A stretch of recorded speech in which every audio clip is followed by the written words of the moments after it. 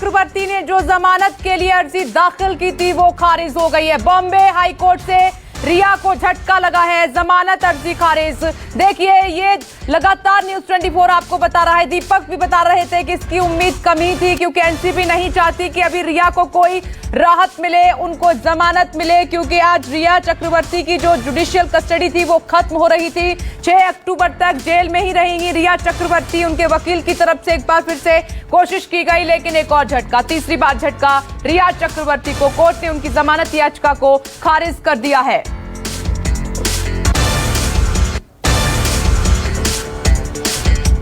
तो इस वक्त की बड़ी खबर, 6 अक्टूबर तक जेल में ही रहना होगा रिया को। और इस खबर पर एक बार फिर से रुक करते हैं मुंबई का दीपक दुबे का। दीपक दुबे, एक और बड़ा झटका, तीसरा झटका रिया चक्रवर्ती को।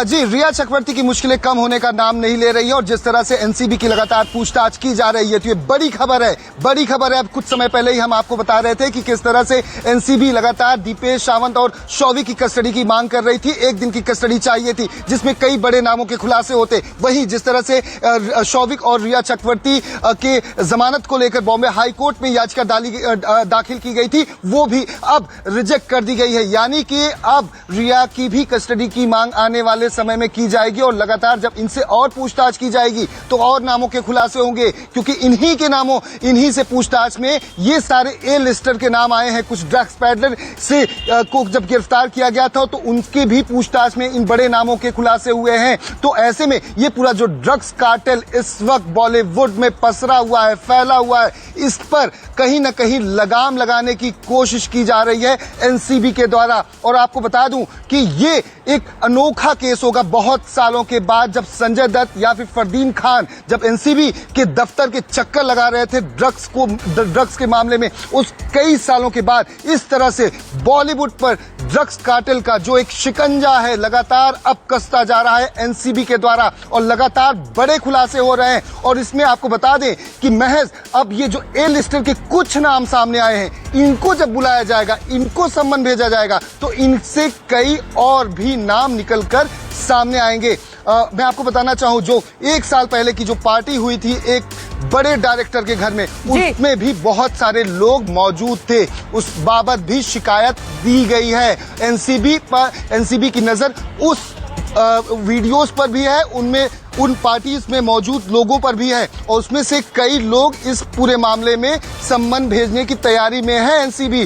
तो और भी नामों के खुलासे होंगे और कई और भी ड्रग्स चैट निकलकर सामने आने वाले हैं। एक मिनट रोकूंगी, विनोद जगदाले भी जुड़ गए मुंबई से। विनोद देखिए, इसकी संभावना कम ही लग रही थी और 6 अक्टूबर तक जेल में ही रहेंगी रिया को एक और झटका। देखिए, रिया को बहुत बड़ा झटका लगा है। रिया है, शौविक है, सैमुअल मिरांडा है, दीपेश सावंत है, ऐसे कुल मिलाकर 6 लोगों की जो आज उनको 6 लोगों को आज वीसी के द्वारा वहां पर वीडियो कॉन्फ्रेंस के द्वारा कोर्ट में पेश किया गया और पेश करने के बाद यहाँ पर कोर्ट ने उनको 6 अक्टूबर तक के लिए यहाँ पर जेसी यानी जुडिशियल कस्टडी में वहां पर भेज दिया है। यानी इन सभी को जेल में रहना पड़ेगा। रिया चक्रवर्ती हो, शौविक चक्रवर्ती हो, दोनों भाई बहन फिलहाल जेल में ही रहेंगे। जी, क्यों खारिज हुई है याचिका, क्यों खारिज हुई है? देखिए यहाँ पर याचिक फिलहाल जो है उनकी रिमांड वहाँ पर दी थी, उनकी पेशी होनी थी। पेशी के वक्त यहाँ पर फिलहाल कोई भी जमानत की अर्जी नहीं थी। जमानत की अर्जी पहली खारिज हो चुकी है 2 बार और यहाँ पर उनके पास रास्ता बचा है, वो बॉम्बे हाई कोर्ट का बचा है। यहाँ पर उनकी सिर्फ पेशी थी। पेशी के दरमियान यहाँ पर उन्होंने दलील रखी दोनों के वकीलों ने और एनसीबी के वकीलों का कहना था कि इनके द्वारा पूछताछ से और कई नामों का खुलासा हुआ है। बॉलीवुड जगत के कुछ नाम सामने आए हैं, जो रिया के कई ऐसे दोस्त है, अभिनेत्रियां भी उनकी सहेलियां हैं, तो उनके द्वारा कई इंफॉर्मेशन मिलनी जरूरी है। इसके लिए इनको जमानत पे जाना सही नहीं होगा और इनको जेल में ही रहना होगा। तो अब यहाँ पर बड़ी खबर है, सेशन जज ने इनको 6 अक्टूबर तक के लिए 6 आरोपियों को फिलहाल जेसी जुडिशियल कस्टडी में भेज दिया है। जेल में ही रहेंगे सभी आरोपी। एनसीबी ने रिया चक्रवर्ती को 8 सितंबर को गिरफ्तार किया। 9 सितंबर से ही भाईखला जेल में हैं और जमानत के लिए बहुत बार कोशिश कर चुकी हैं। विनोद, एक और बड़ा सवाल, जिस तरीके से रिया को एक के बाद एक झटका लग रहा है, रिया बहुत बड़ी मुसीबत में है, यानी कि जल्द राहत की कोई उम्मीद नहीं, क्योंकि एनसीबी की जांच तेजी के साथ आगे बढ़ रही है, क्योंकि इन्होंने ही 25 बड़े नाम लिए हैं।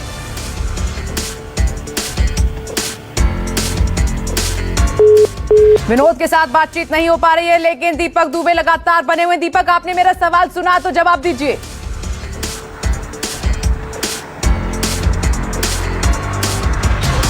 जी, रिया चक्रवर्ती की जब गिरफ्तारी हो रही थी उससे पहले ही जब उनसे 2 दिन की लंबी पूछताछ हुई और तीसरे दिन जब उनकी गिरफ्तारी हुई तो उन्होंने पहले ही 25 ऐसे बड़े बॉलीवुड सेलिब्रिटीज और राइटर हो या डायरेक्टर हो या फिर अन्य प्रोफेशन से जुड़े हुए हैं, उनके नामों के खुलासे हुए थे और उनकी फहरिस्त भी तैयार कर ली गई थी एनसीबी के द्वारा और उन्हें ट्रैक डाउन करने की कोशिश लगातार की जा रही थी, जांच की जा रही थी, उनके व्हाट्सएप चैट सभी कुछ निकाले जा रहे थे। और यही वजह है कि जिस तरह से पिछले 2 दिनों में कई सारे जो बॉलीवुड की टॉप एक्ट्रेस हैं उनके व्हाट्सएप चैट अब सामने आए हैं, तो ये माना जा रहा है कि आने वाले समय में महज अब ये 25 नहीं, आंकड़ा और बढ़ने वाला है, क्योंकि जब इन्हें सम्मन किया जाएगा और आमने सामने बैठाकर ग्रिल किया जाएगा, पूछताछ लंबी चलेगी, तो ये कहीं ना कहीं उन बातों को झुठला नहीं पाएंगी, क्योंकि एनसीबी के पास वो डिजिटल एविडेंस, वो इलेक्ट्रॉनिक एविडेंस, वो व्हाट्सएप चैट, वो सारी चीजें मौजूद होंगी। और इससे सबसे महत्वपूर्ण